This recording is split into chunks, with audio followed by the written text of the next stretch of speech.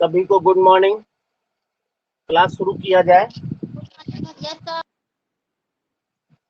सभी लोग रेडी हो गए? Yes sir. Yes sir. Very good very good. तो हिंदी में उपसर्ग प्रत्यय हमने पिछले भाग में पढ़ाया था, पिछली क्लास में। आज कुछ उसके आगे चलते हैं। किसी का कोई सवाल हो तो अभी पूछ लीजिएगा बाद में। पहले हम एक शब्द रचना जब हमने लिखाया था तो हमने बताया था आपको कि जो शब्द रचना होती है, शब्द रचना 4 प्रकार से होती है। एक है उपसर्ग के द्वारा, दूसरा है प्रत्यय के द्वारा, तीसरा हमने कहा था समास के द्वारा, और चौथा संधि के द्वारा। यानी कोई भी शब्द जो हम बनाते हैं, शब्द का निर्माण करते हैं, इन 4 प्रकार में से, चारों प्रकारों में से किसी एक से करते हैं। तो उपसर्ग से कैसे शब्द का निर्माण करते हैं हम बता चुके हैं। कोई भी मूल शब्द है, उसके प्रारंभ में थोड़ा जो शब्दांश जोड़ करके कोई नया शब्द बनाते हैं तो उपसर्ग के द्वारा शब्द बनता है। और प्रत्यय के द्वारा कैसे शब्द निर्माण करते हैं, इसी का उल्टा। यानी कोई मूल शब्द है, उसके लास्ट में पीछे अगर कोई शब्दांश जोड़ते हैं तब कोई शब्द अगर बनता है तो वो प्रत्यय के द्वारा शब्द का निर्माण होता है। अब बारी आती है समास के द्वारा। हालांकि हमने YouTube पर पहले पढ़ाया है इसको, लेकिन चूंकि क्रम में है तो हम फिर से पढ़ा रहे हैं। तो आप लोग हेडिंग डालो, समास प्रक्रिया के द्वारा शब्द निर्माण। समास प्रक्रिया के द्वारा शब्द निर्माण।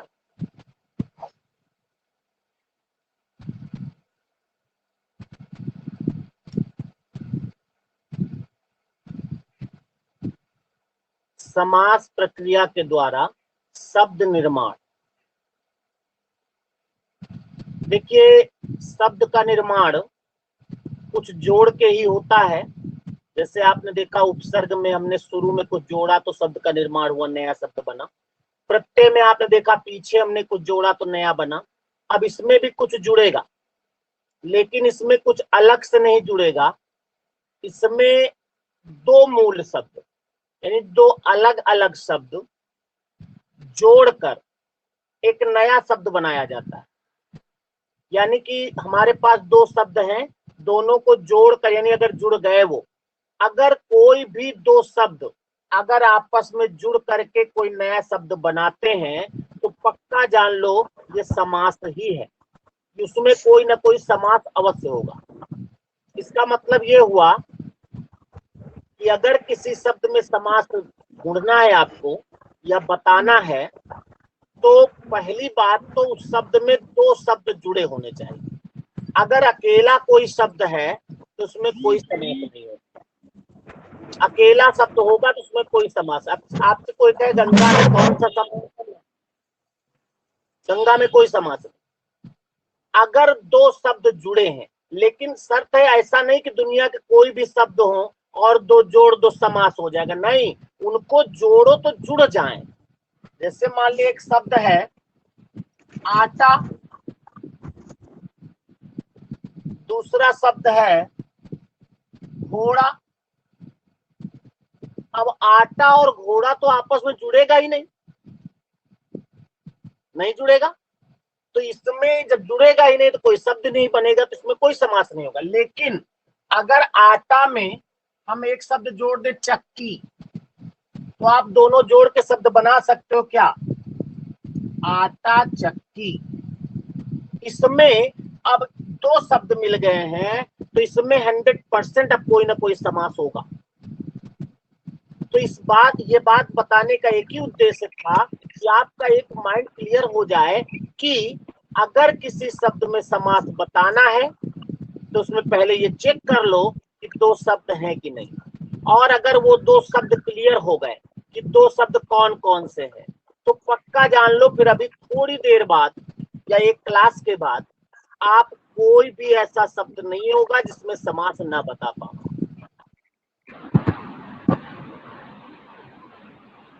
किसी का माइक ऑन है, बंद कर ले, या कुछ बोलना चाहता तो बोल दे जल्दी से।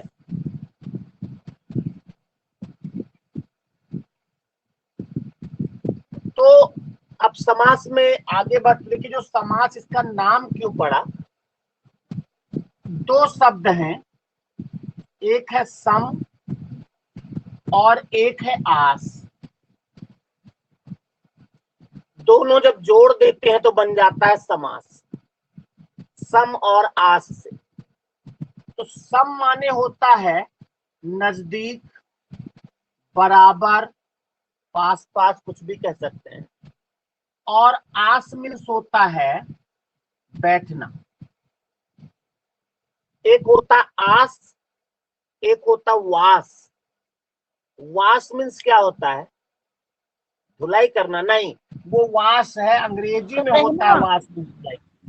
हाँ, वास मीन्स इस वाले वास की बात कर रहे हैं। इस वास मीन्स होता है रहना, और आस मीन्स होता है बैठना, नजदीक बैठना। यानी समास का जो शाब्दिक अर्थ है, इसका नाम समास क्यों पड़ा, क्योंकि इसमें हमको नजदीक नजदीक बिठाना रहता है। ऐसा नहीं होगा कि एक शब्द आटा यहां लिखें और चक्की यहां लिखें और कह दे इसमें समास होगा, नहीं। पहले आप इसके तहत इनको नजदीक नजदीक बिठाओ, देखो बैठ पा रहे हैं कि नहीं।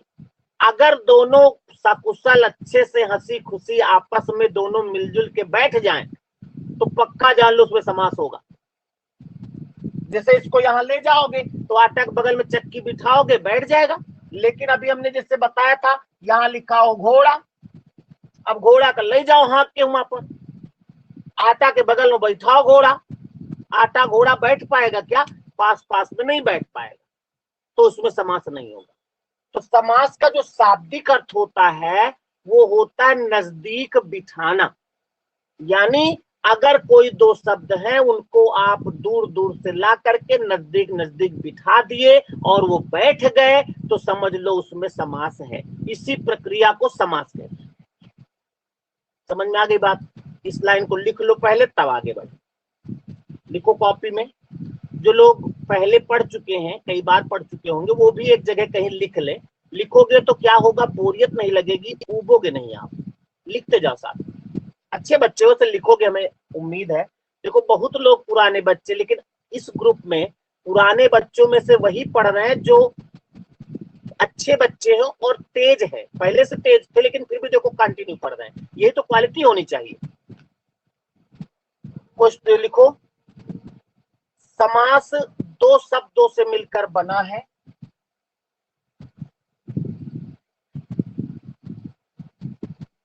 समास दो शब्दों से मिलकर बना है।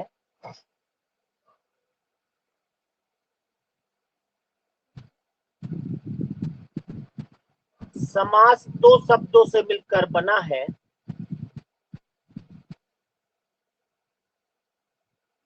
सम और आस। सम और आस।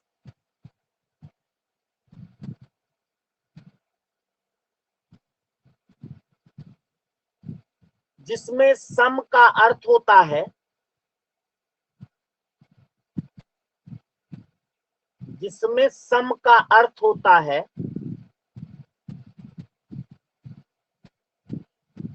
नजदीक या पास पास।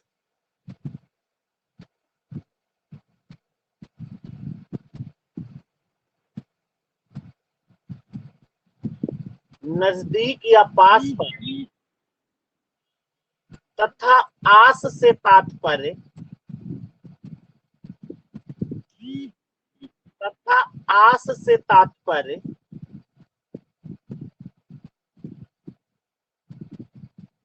बिठाने से है।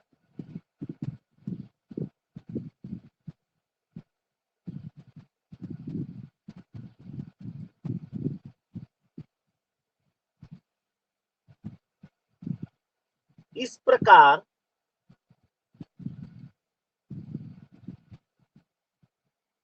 समास का शाब्दिक अर्थ इस प्रकार, समास का शाब्दिक अर्थ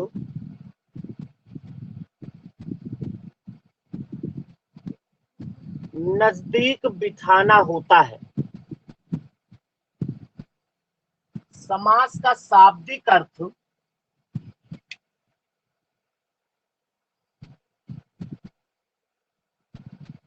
नजदीक बिठाना होता है।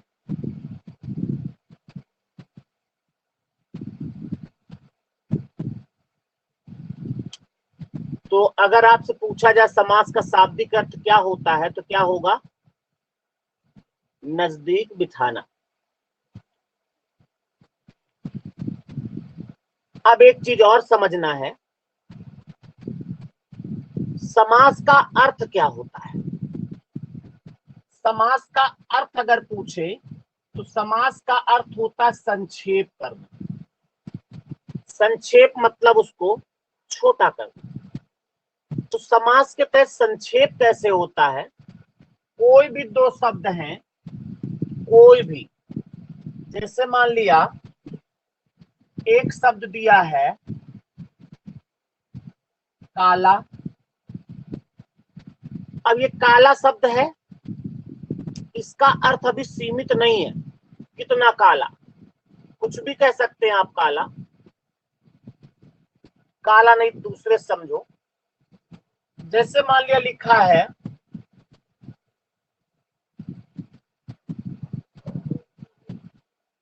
राजा।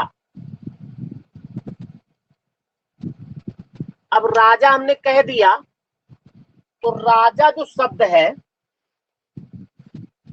इसका भी अर्थ जो है वो सीमित नहीं, कोई लिमिट नहीं है कि कितना बड़ा राजा हो या कितना छोटा राजा हो।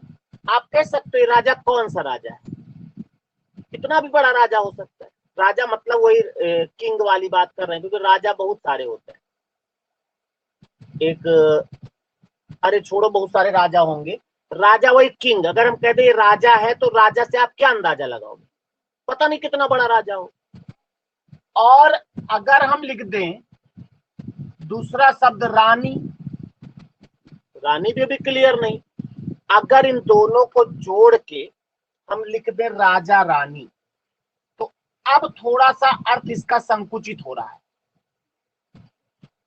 कि राजा रानी मतलब एक राजा होंगे एक रानी होंगे। तो इसीलिए इसका जो नजदीक नजदीक जब दो शब्द बिठा देते हैं, अरे बहुत सारे शब्द हैं, जैसे मान लिया लिखा सिर। अब सिर मतलब किसका सिर, कौन सा सिर, कैसा सिर, पता नहीं। और एक शब्द है दर्द। अब अगर हम दर्द केवल दर्द अलग कहें तो दर्द पता नहीं कौन सा दर्द हो। लेकिन अगर दोनों को जोड़कर समास के तहत हम शब्द बना दें, क्या, सिर दर्द, तो एक इसका संकुचित हो गया कि अब मालूम पड़ गया कि सिर का दर्द है, सिर में दर्द। तो इसीलिए इसका अर्थ होता संक्षेप करना। यानी अगर आपसे समास का अर्थ पूछे, खाली कहे समास का अर्थ क्या होता है, तो संक्षेप करना। और समास का शाब्दिक अर्थ क्या होता है, उसका नाम क्यों पड़ा, तो वो होता नजदीक बिठाना। तो अगली लाइन से लिख लो, अगली लाइन एक और लिख लो, समास का अर्थ संक्षेप करना होता है।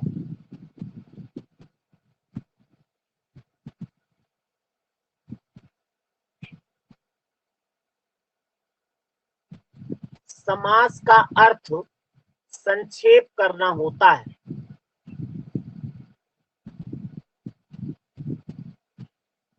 अब अगली लाइन से इन्वर्टेड कॉमा में इसकी परिभाषा लिखेंगे। परिभाषा आपको आ गई है, अपनी भाषा में ही लिखना है परिभाषा। लिखिए, जब दो या दो से अधिक शब्दों को, जब दो या दो से अधिक शब्दों को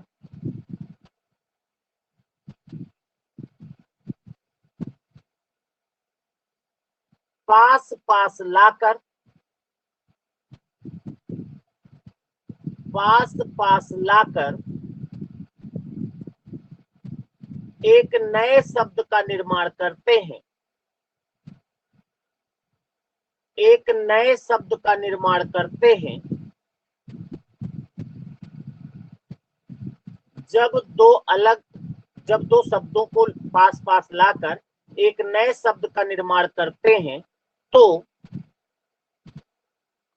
इस रचना विधि को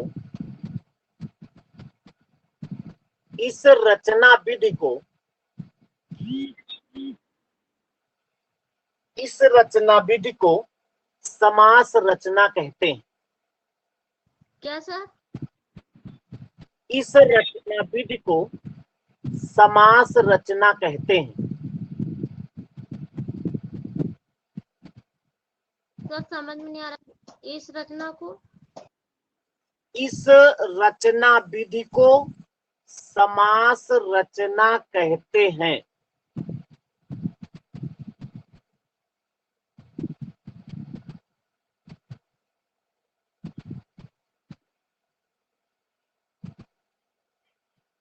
अगली लाइन से लिखो, समास में दो पद होते हैं। समास में दो पद होते हैं। पद का मतलब शब्द। समास में दो पद होते हैं, ये बात हम बता चुके पहले। अगर दो पद नहीं होंगे तो शब्द वो समास होगा ही नहीं। समास में दो पद होते हैं। नंबर 1 पूर्व पद। अभी जब समास की परिभाषा लिखोगे तो शब्दावली उसमें आएगी। नंबर 2 उत्तर पद। नंबर 1 पूर्व पद, नंबर 2 उत्तर पद। इसको समझने के लिए बहुत बड़े कोई ज्ञान की जरूरत नहीं है। पूर्व मतलब होता पहला और पद माने शब्द। यानी जब दो शब्द जोड़ोगे ना तो उसमें जो पहला शब्द होगा उसको पूर्व पद कहेंगे और उत्तर माने होता बाद। तो जो बाद वाला शब्द होगा उसे क्या कहेंगे? उत्तर पद कहेंगे। तो अगर देखा जाए तो इसमें जो सिर है ये क्या होगा? पूर्व पद होगा। होगा कि नहीं? और दर्द क्या होगा? उत्तर पद। पूर्व पद और उत्तर पद, और दोनों को जोड़ करके जब इसमें समास कर दें हम तो ये जो महाशय बन गए हैं इनको कहते हैं हम सामासिक पद, या इसका एक नाम और होता है समस्त पद। यानी इसमें सभी पद होते हैं तो समस्त पद या सामासिक पद ये होता है। पूर्व पद उत्तर पद दोनों मिला के जो बना वो समस्त पद या सामासिक पद होता है। इसको बना लो, ऐसे ही लिख डालो। हम जरा देख ले कुछ गड़बड़ तो नहीं है। 23 लोग हैं। एक बार प्रेजेंटी ले लें कौन कौन आ गया है। आप लोग उसको बनाओ और जो लिखाया उसको पढ़ डालो। आदित्य सिन्हा, गरिमा श्रीवास्तव, अंजलि चौरसिया, अंतोष कुमार, साक्षी चौहान, परी सोनकर, सरस्वती, वंदना, अभिषेक, प्रीति तिवारी, ऋचा सोनकर, रितिका त्रिपाठी, अनुराधा सिंह, घनश्याम भैया, रंजना, आरुषि सिंह, आशीष कुमार, अच्छा आशीष फ्रॉम परसदेव, रोशनी वर्मा, संजय यादव, अभिषेक पाल, अनूप, सोनम कुमारी। सभी लोग पुराने हैं, कोई नया नहीं है।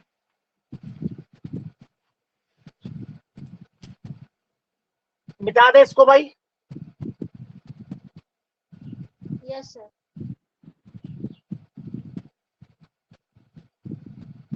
मिटाऊं?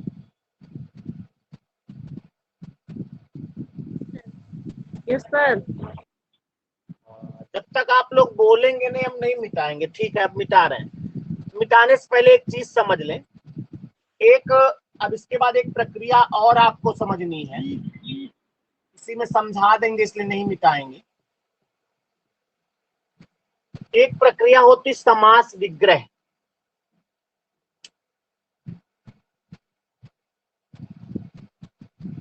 ये जैसे आप अलग अलग करते हो, विग्रह का मतलब होता है अलग अलग करना। और समास विग्रह यानी समास जिसमें होगा उसमें अलग अलग करना। कैसे अलग करना है? देखो, एक शब्द होता विग्रह और एक होता विच्छेद। आप लोग जानते हैं संधि का विच्छेद किया जाता है और समास का विग्रह किया जाता है। विग्रह और विच्छेद में इतना अंतर है, दोनों का अर्थ होता है अलग करना, लेकिन विच्छेद का मतलब होता है चीर फाड़ के अलग करना और विग्रह का मतलब होता है पूरा पूरा अलग करना। जैसे इस मार्कर से, जैसे यहाँ पर हमारे पास ये दो मार्कर है, दोनों साथ साथ हैं, दोनों को अगर हम अलग अलग कर दें, एक आपको दे दें एक अपने पास रखें, तो ये मैंने जो किया ये विग्रह किया है, विग्रह, दोनों को अलग अलग कर दिया। लेकिन अगर ये मार्कर है और इसमें हम इसको अलग कर दें, उसके बाद ये अलग कर दें, ये अलग कर दें, ये जो सब मैंने खोल दिया है ये मैंने विच्छेद किया है। तो विच्छेद का मतलब तो अभी संधि पढ़ेंगे तब मालूम पड़ेगा, वो भी अलग करना होता है। लेकिन विग्रह का मतलब यहां समझ लें कि जो दो शब्द हैं, दोनों शब्दों को अलग, भाई दो शब्द होंगे तभी समास होगा, दो शब्दों को खाली अलग अलग कर दो, यही कहलाएगा समास विग्रह। और जब दो शब्द होते हैं तो वो क्या कहलाता है? वो कहलाता है सामासिक पद या समस्त पद। और जब अलग अलग करोगे तो वो किसमें अलग अलग होगा? वो पूर्व पद और उत्तर पद में अलग अलग होगा। तो समास विग्रह की जो परिभाषा है क्या बनेगी जानते हो? इसी से बन रही, देखो, जब समस्त पद में आए हुए सभी पदों को, जितने भी पद हो उसमें, तो सभी पद होंगे कितने? पूर्व पद उत्तर पद। जब समस्त पद में आए हुए सभी पदों को अलग अलग किया जाता है तो इस प्रक्रिया को समास विग्रह कहते हैं। यही समास विग्रह करना बहुत आसान है। कोई शब्द होगा, खाली उसमें दो शब्द अलग अलग कर दो, उससे ये भी क्लियर हो जाएगा कि दो शब्द कौन कौन अलग हो रहे हैं। अगर अलग हो रहे हैं तो समास होगा और नहीं हो रहे हैं तो नहीं होगा। और जब अलग अलग हो जाएंगे तो कौन सा समास होगा, कैसे होगा, ये भी आगे जानकारी होगी। पहले आप लिख लो समास विग्रह, हेडिंग डालो समास विग्रह।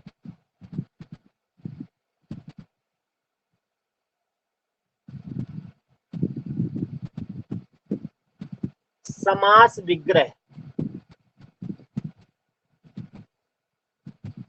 लिखो इसमें, जब समस्त पद में आए हुए, जब समस्त पद में आए हुए सभी पदों को अलग अलग किया जाता है,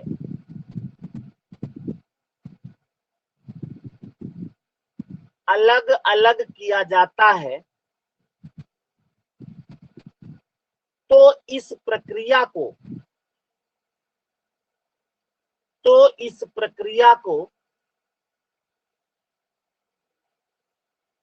समास विग्रह कहते हैं।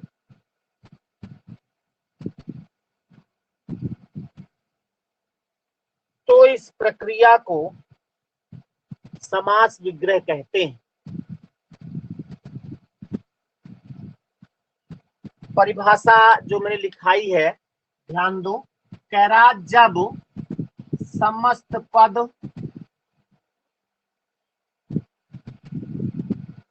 पद कोई लिख लें, क्या लिख लें, कोई दो शब्द मिलकर कोई शब्द बना हो,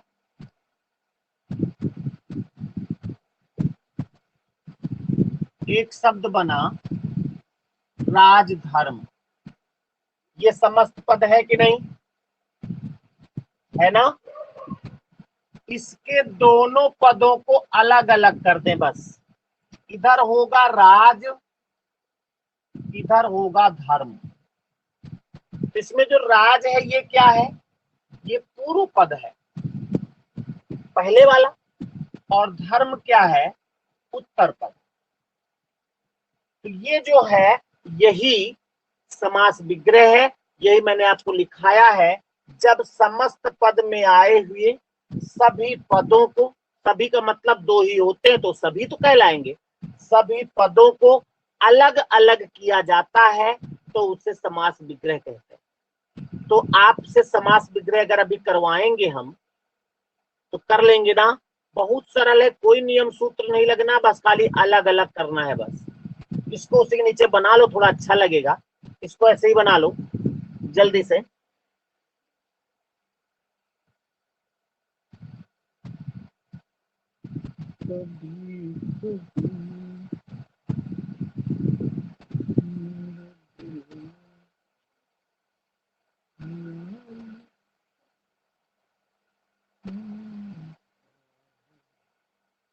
जल्दी से बना लो।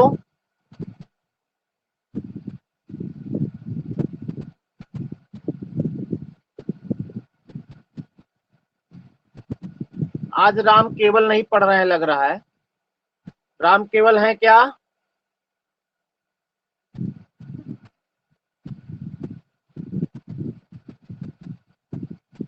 नहीं है, हान वान लगत हुई है भाई।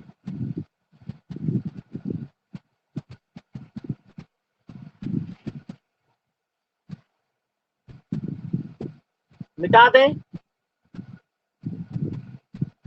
Yes sir. Yes sir.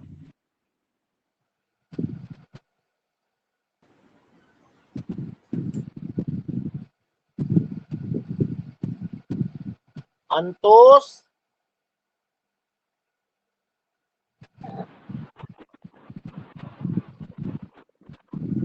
पढ़ तो रहे, बोल का नहीं रहे भाई। बोल रहे सर जी, हेलो। अच्छा हेलो, हाँ बोले तो हम कहा आज बोले नहीं कुछ तब।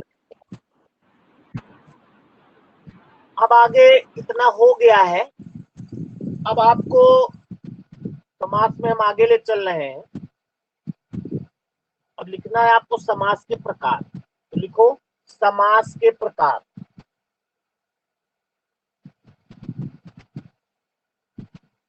समास के प्रकार,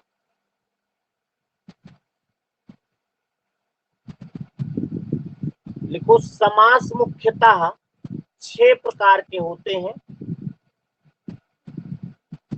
समास मुख्यतः 6 प्रकार के होते हैं।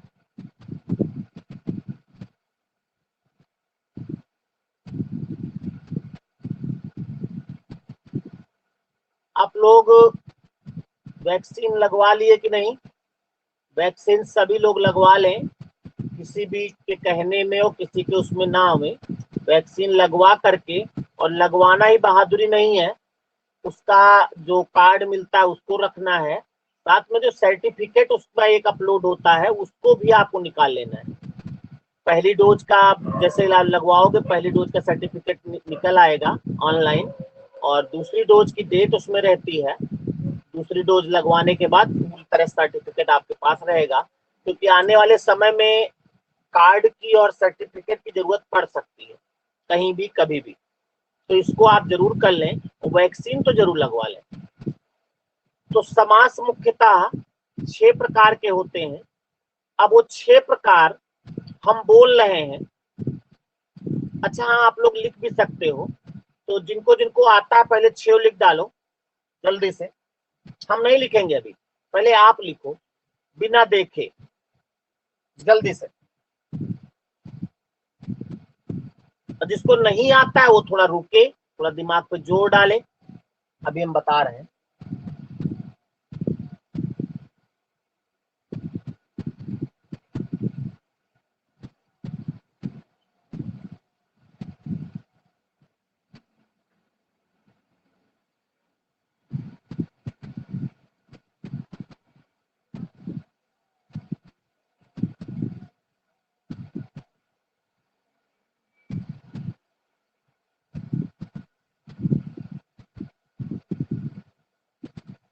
जिसको आता था वो लिख लिया होगा पक्का।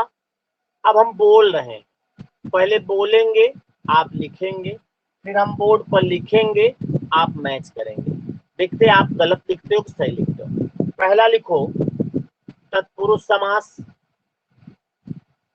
पहला, इसमें ये ना सोचिएगा आपने पहले क्या लिखा हमने क्या बोला, कोई मतलब नहीं, पूरे 6 समास होने चाहिए बस। पहला लिखो तत्पुरुष समास, कॉपी में लिखो।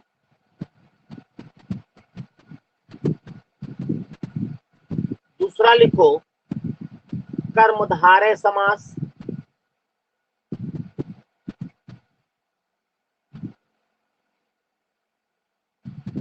तीसरा लिखो द्विगु समास,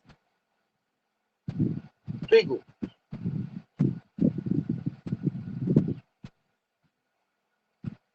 चौथा है द्वंद्व समास, द्वंद्व।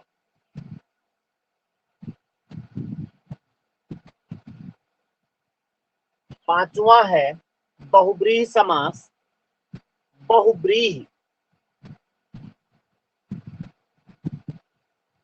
और छठा और अंतिम है अव्ययी भाव समास, अव्ययी भाव समास।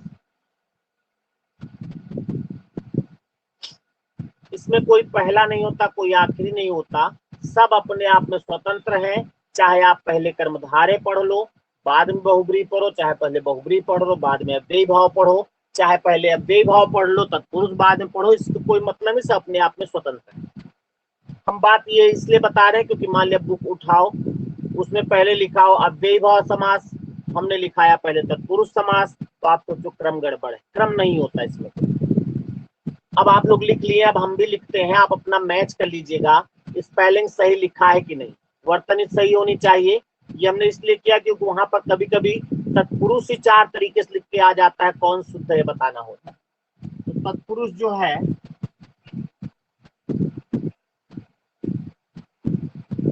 ऐसे होगा तत्पुरुष समास। कर्मधारय सबका सही रहा होगा, इसमें कोई दो राय नहीं। तत्पुरुष कुछ लोग गलत लिखे रहे होंगे, तत्पुरुष कुछ लोग लिख देते हैं।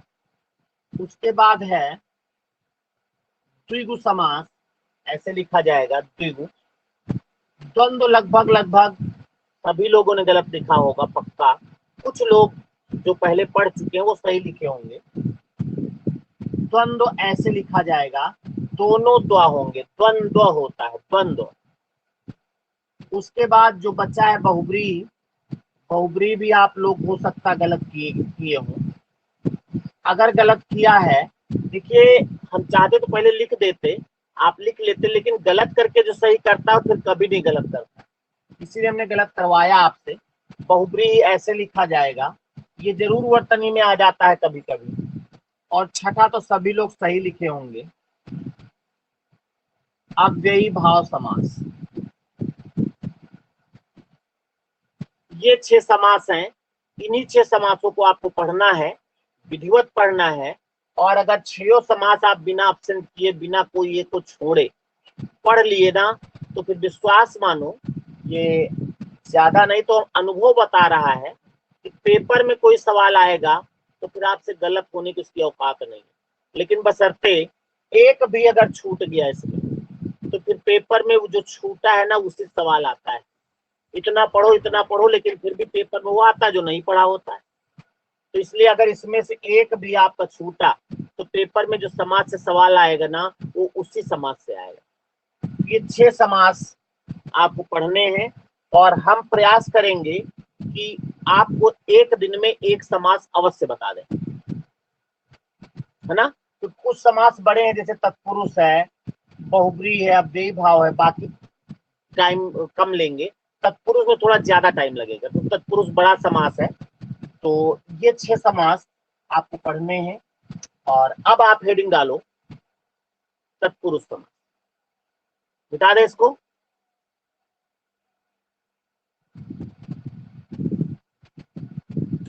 जी भैया। हेडिंग डाल लो तत्पुरुष समास।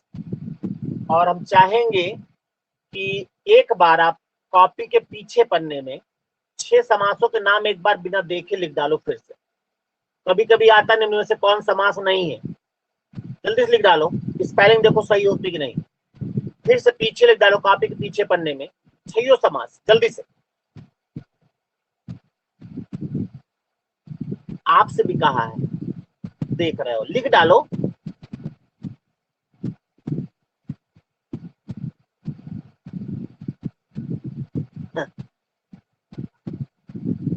लिख लो, लिखने से प्रैक्टिस हो जाएगी, जल्दी करो।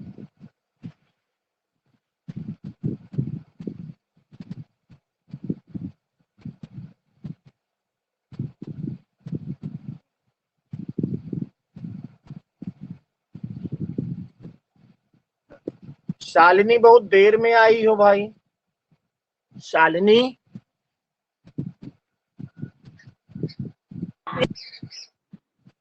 था थोड़ा। हिंदी नहीं पढ़ती हो।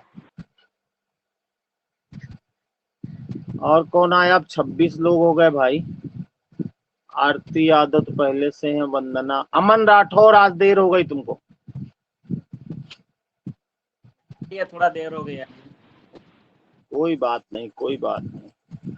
शुरुआत का जो छूट जाता है ना तो थोड़ा सा समझने में दिक्कत होती है और कुछ नहीं है।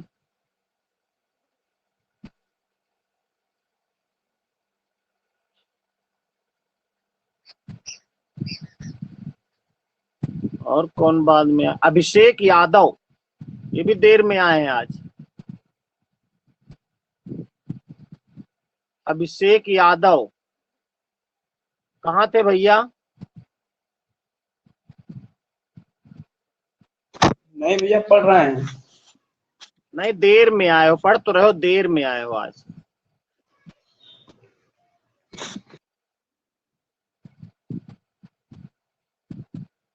चलो कोई बात नहीं, लिख लिया होगा।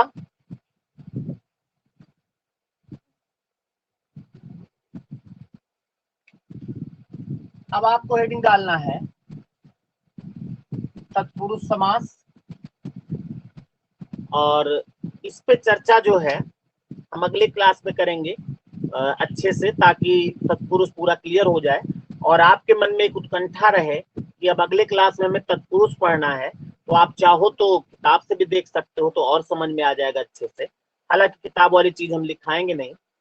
तो तत्पुरुष समास आपको हम अगले क्लास में पढ़ाएंगे। आज की क्लास यहीं पर रोकते हैं और 2 मिनट के लंच के बाद मिलते हैं रीजनिंग की क्लास में।